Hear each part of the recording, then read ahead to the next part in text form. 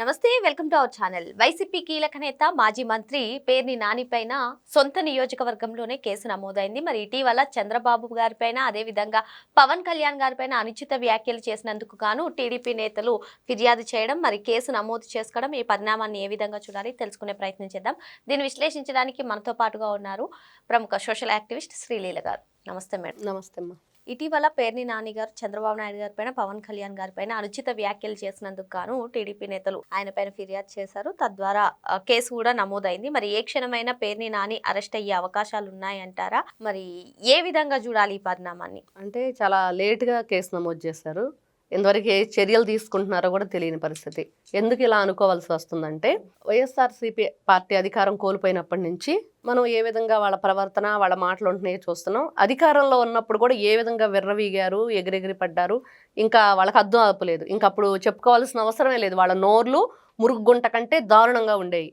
అందరివి, పేర్ని నాని, కొడాల నాని, వల్లభనేని వంశీ, రోజా, వీళ్ళందరూ ఇష్టానుసారంగా మనం భోజనం చేస్తున్నామా లేకపోతే ఇంకేమైనా చేస్తున్నామా అన్నట్లుగా మాట్లాడేవాళ్ళు. ఇప్పుడు చూస్తే వాళ్ళు అన్ని రకాలుగా గతంలో చేసిన తప్పులకి ఇప్పుడు కేసులను ఎదుర్కొంటూ వాటి నుంచి ఏ విధంగా తప్పించుకోవాలనే ఆలోచనలో ఉంటూ, ఇంకొక వైపు కూటమి ప్రభుత్వం మీద ఏ విధంగా విరుచుకుపడాలి, ఏ విధంగా మరి వాళ్ళ గురించి బాగా తిడితే, అంటే బూతులు తిట్టు పదవులు పట్టు జగన్మోహన్ రెడ్డి గారు దాంట్లో ఒకటి ఈ నవరత్నాలు లాంటి, అమ్మఒడి లాంటివి పెట్టాడు. ఆ పథకాల్లో ఇదో పథకం.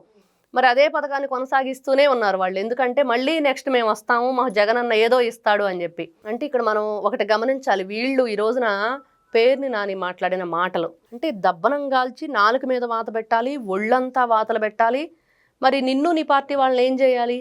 మిమ్మల్ని ఏ విధంగా తీసుకెళ్ళి నిప్పులు గుండంలో పడేయాలి? అలా వెళ్ళి డైరెక్ట్గా వాళ్ళకి వాతలు పెట్టాలన్నావు. మీరు ఎంత నీచంగా ప్రవర్తిస్తున్నారు, ఎంత నీచమైన పనులు చేశారు, ఎంత ఘోరమైన అపచారాలకు పాల్పడ్డారు. పొర్లు దండాలు పెట్టించాలి పవన్ కళ్యాణ్ చేతని. మిమ్మల్ని ఏం చేయాలి? మీరు బురద గుంట్లో ఉన్న పందుల్లాగా తయారయ్యారు దారుణంగా. అవి బురద జల్లటమే వాటి పని, అశుద్ధం తినటమే వాటి పని. వాటికి వీళ్ళకేం తేడా లేదు. ఇంకా అది కూడా బాధపడిద్దేమో. ఇప్పుడు ఈ కేసు నమోదవడం పైన కూడా ఇది ఒక అక్రమ కేసు అంటూ చెప్పి సాక్షి మీడియాలో కథనాలు రావడాన్ని కూడా ఏ విధంగా వాళ్ళకి వాళ్ళు చెప్పేది తప్పుడు కథనాలు, వాళ్ళు రాసేయే తప్పుడు కథనాలు, మాట్లాడేవి అవే. ఇంక మళ్ళీ వాళ్ళు తప్పుడు అంటే మనం ఆశ్చర్యపడాలి. ఏంటా వాళ్ళు అట్లాంటివే కదా న్యూస్ చెప్తారు, అట్లాంటివే కదా రాస్తారు. వాళ్ళ సోషల్ మీడియా తప్పుడు కథనాలు మరి వల్లివేయటంలో వాళ్ళు ముందుంటారు కదా. మరి వాళ్ళు తప్పుడు కథనాలు ఏంటా అని చెప్పేసి మనం అర్థం కాని పరిస్థితులు చూడవలసిన పరిస్థితి. ఎందుకంటే నువ్వు అక్కడ ఆ నెయ్యి అనేది కల్తీ జరిగిందా లేదా, జరిగిందని చెప్పాం. దాంట్లో మీరు అసలు నెయ్యి అనేది ఒక డ్రాప్ కూడా లేదు. మరి అది నెయ్యి అయిద్దా? మరి కల్తీ అయిద్దా? కల్తీ అయిద్ది. మరి కల్తీ ఉందనే కదా చెప్పింది. నువ్వు ఈ రోజున నెయ్యికి సంబంధించిన ఏ వెన్న కానీ, పాలు కానీ, పెరుగు కానీ ఏది యూజ్ చేయకుండా జంతువుల యొక్క ఆ కొవ్వు ఏదైతే ఉందో దాన్ని ఉపయోగించడం వల్ల ఆ ఫ్లేవర్ని మీరు దాంట్లో రావటానికి ఆ కెమికల్స్ యూజ్ చేస్తారు అనేది మైసూర్ ల్యాబ్ నుంచి 3 సార్లు అది అక్కడ నెయ్యి కాదు అనేది తేలిన తర్వాత కూడా మీరు దాన్ని వాడారు. మరి ఈ రోజున ఈ వీళ్ళ ప్రాపకాండ ఏంటంటే, ఇదిగో సుప్రీంకోర్టులో వచ్చేసింది, నివేదిక ఇచ్చేసింది, దాంట్లో జంతువుల కొవ్వు కలవలేదు అని.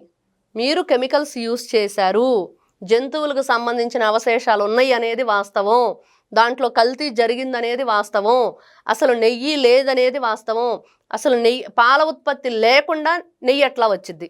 జగన్మోహన్ రెడ్డి గారు ఈ బ్యాచ్ని అంతా ఈ రోజున ఏ విధంగా ప్రాపకాండ చేయడానికి బయటికి పంపించారంటే, మీరు అబద్ధాలు చెప్పిందే చెప్పండి, ఇష్టానుసారంగా మాట్లాడేయండి అని వీళ్ళని అచ్చోసిన ఆంబోతుల్లాగా వదిలేశాడు రాష్ట్రం మీదకి.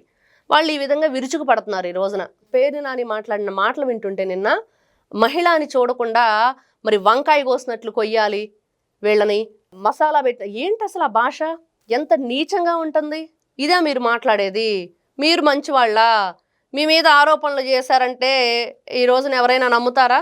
మీరు తప్పులు చేసి, మీరు ఇలాంటి ఏదైతే దొంగతనాలు చేసి పరకామణిలో స్వామివారి 50 కేజీల బంగారం కొట్టేసి, స్వామివారి తల్లీలాల విషయం కానీ, అక్కడ భోజనాల విషయం కానీ ఎక్కడ ఏది చేయకుండా ఉన్నారు? మొన్న ఖాళీ మద్యం సీసాలు వేసిన దగ్గర నుండి ఇన్ని తప్పులు చేస్తూ కూడా ఈ రోజున ఒక సీఎం హోదాలో ఉన్న వ్యక్తిని, డిప్యూటీ సీఎం హోదాలో ఉన్న వ్యక్తుల్ని ఇష్టానుసారంగా నోటికొచ్చినట్లు మాట్లాడుతుంటే, ఇప్పటి వరకు కేసు నమోదు చేయకుండా ఈ రోజుకి 3 రోజులు 4 రోజులు ఆయన మాట్లాడి ఇప్పుడు కేసు నమోదు చేశారు. ఈ పాటికి అరెస్ట్ చేసి తీసుకువెళ్ళాలి. బాబు ఏం చెప్తావో చెప్పు ఈ మాటలకు అని చెప్పి అడగాలి. అప్పుడు ఒక భయం ఏర్పడుతుంది. ఇదిగో మనం తప్పు మాట్లాడుతున్నాం, ఇలాంటి మాటలు మాట్లాడకూడదు, మన నోరుని కంట్రోల్లో పెట్టుకోవాలి అనేది వాళ్ళకి ఒక భయం ఉండాలి కదా సొసైటీలో. దాని గురించి లేట్ అయిందని చెప్పి మనం చెప్పుకుంటున్నాం. అంటే ఏ క్షణమైనా పోలీసులు పేర్ని నాని గారిని అదుపులోకి తీసుకునే అవకాశాలు ఉన్నాయంటారా? ఖచ్చితంగా తీసుకోవాలి. ఇప్పుడు అదే లేట్ అయిందని చెప్పుకుంటున్నాం. గతంలో భార్యను అడ్డం పెట్టుకొని ఈయన కేసుల నుంచి ఎలా తప్పించుకున్నాడో చూసాము. ఆ కట్టాల్సిన డబ్బులు ఏ విధంగా కట్టాడో చూసాము. దోచిన ఏదైతే ఆ బియ్యం ఉన్నాయో వాటికి సంబంధించి ఇంకా ఆయన ఎదుర్కొంటూనే ఉన్నాడు. మధ్యలో నైట్కి నైట్ వేసేయండి ఇలాంటి స్టేజీల మీద చెప్పాడు, పొద్దున్నే పరామర్శించిండని. దాని మీద కేసులు నమోదైనవి. ఆ తర్వాత వేరే వ్యక్తిని పోలీస్ స్టేషన్కి తీసుకెళ్లి సిఐ మీద విరుచుకుపడుతూ మాట్లాడి, ఆ తర్వాత మళ్ళీ అబ్బెబ్బే అని చెప్పేసి పరాచకాలు ఆడుతూ, అంటే వాళ్ళు సీరియస్ అవ్వగానే మళ్ళీ ఈయన అందితే జుట్టు అందకపోతే కాళ్ళు రకం పేరును నాని. ఈ రోజున కూడా అంతే మాట్లాడతాడు. అబ్బే నేను ఆ ఉద్దేశంతో మాట్లాడలేదు, ఏదో ఆవేశంతో మాట్లాడాను, వాటిని వదిలేయండి అని మాట్లాడతాడు. ఇలాగా వీళ్ళ ఆలోచన విధానం, వీళ్ళు మాట్లాడేవి ప్రజలకు ఏ విధమైన మెసేజ్ వెళుతుంది వీళ్ళ ద్వారా, మరి ఇట్లాంటి వ్యక్తుల్ని ఖచ్చితంగా పోలీసులు పిలవాలి. పిలిపించి ఇదిగో నీ మీద ఈ కేసు నమోదైంది, మరి దీని పట్ల నువ్వేం స్పందిస్తున్నావు ఏంటి అని అంటే మరి ఏం చెప్తాడో వినాలి.